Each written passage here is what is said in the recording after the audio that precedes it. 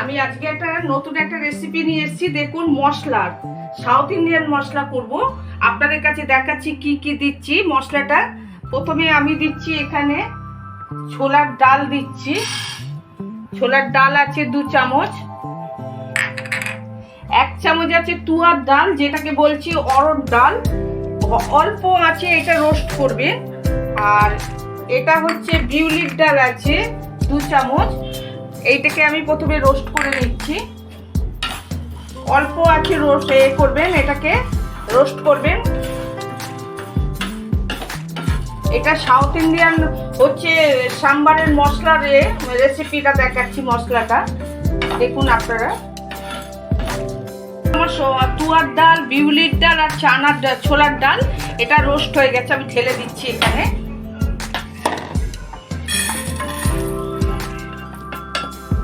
এটা ঢেলে দিল। এখানে আমার আছে শুকনো লঙ্কা আছে 6টা, যেরকম ঝালটা বুঝে লঙ্কাটা দেবেন। এখানে আমার শুকনো লঙ্কা আছে, দেখুন বন্ধুরা, শুকনো লঙ্কা আছে। আচ্ছা, এখানে আমি দিয়েছি ছোট এলাচ 4টে আর 4টে লবঙ্গ আছে, এখানে দিলাম।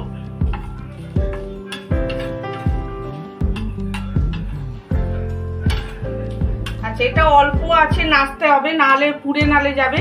এটা একদম পুরো লো আছে, আমি ডাই করছি।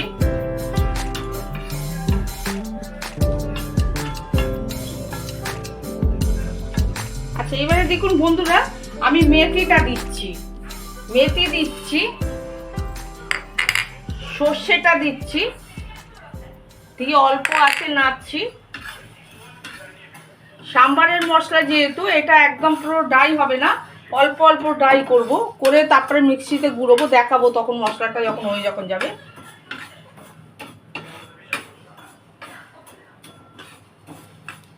আচ্ছা, এখানে দেখুন এই ধনে জিরেটা এবার দিচ্ছি। আমি ধনে জিরেটা দিচ্ছি, আর এই গোলমরিচটা দিচ্ছি। 1/2 চামচের মতন গোলমরিচ আছে। এইগুলো যখন ঠান্ডা হবে তখন আমি মিক্সিতে তখন ডাই করব। ডাই করা হয়ে গেলে তখন মশলাটা আমি তখন দেখাবো আপনাদের। এইগুলো আমার সব ডাই হয়ে গেছে।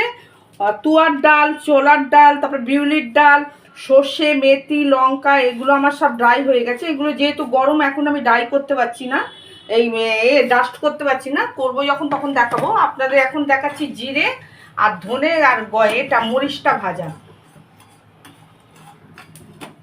আচ্ছা, এর মধ্যে আমি দেখুন এই কারি পাতাগুলো দিয়ে দিচ্ছি। এবারে আমার কাছে ফ্রেশ কারি পাতা নেই, আমি ফ্রোজেন করে রেখে দিয়েছিলাম, তার জন্য আমি ড্রাই, দেখুন আমার এর কারি পাতাটা আছে, আমি এর মধ্যে কারি পাতাটা দিয়ে দিলাম।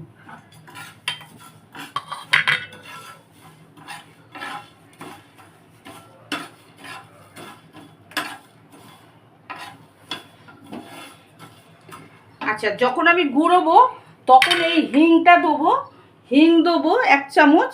আর দেখুন, আর এইখানে আমি হলুদটা দেবো। যখন আমি গুঁড়োবো তখন আমার মশলাটা আপনাদের সাথে শেয়ার করব।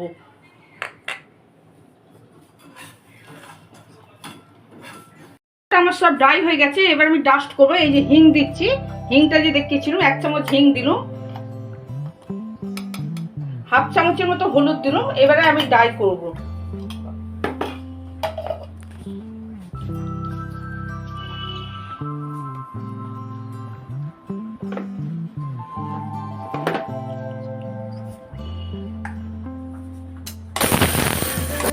দেখুন, এই যে আমি মশলাটাকে পুরো গুঁড়িয়ে নিয়ে এসেছি, সাম্বার মশলা।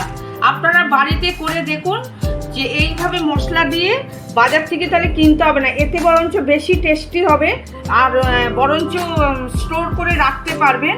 এটাকে ড্রাই একটা কন্টেনারে রাখবেন, অন্তত 3বার 4বার তো হয়েই যাবে এই মশলাটা। আমি যেটা দেখাচ্ছি, যতটা আর কি আমার কোয়ান্টিটি আছে, 3-4 বার সাম্বার মশলা হয়ে যাবে আমার।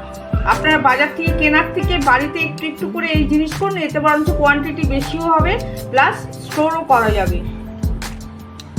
একটা লাইক দেবেন, কমেন্ট করবেন, আমার চ্যানেলটাকে সাবস্ক্রাইব করবেন। বন্ধুরা, আমার ভিডিওটা শেয়ার করুন সবার সঙ্গে, আপনারাও দেখুন করে।